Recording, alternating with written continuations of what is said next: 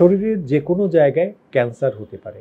সেই ক্যান্সারটা পা থেকে মাথা পর্যন্ত সমস্ত জায়গায় হতে পারে। কখনো ক্যান্সারটা মুখ গহ্বরে হতে পারে, গলায় হতে পারে, মেয়েদের ক্ষেত্রে স্তনে ক্যান্সার হতে পারে, অথবা ত্বক অথবা শরীরের যে কোনো জায়গায় ক্যান্সার হতে পারে।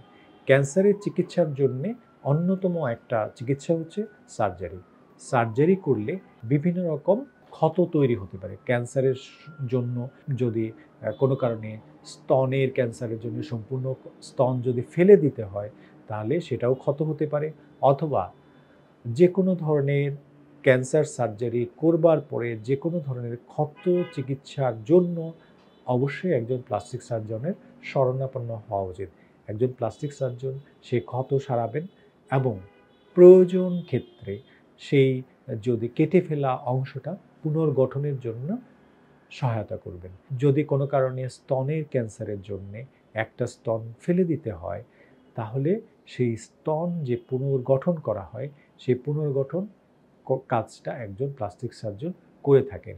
যেমন শরীরের অন্য জায়গা থেকে মাংস বা মাংসপিণ্ড সহ প্রতিস্থাপন করা যেতে পারে, অথবা কখনো কখনো ছাড়াও এই জায়গায় আর্টিফিশিয়াল কোনো ধরনের ইমপ্লান্ট যাকে বলে সেটাও প্রয়োজন হতে পারে।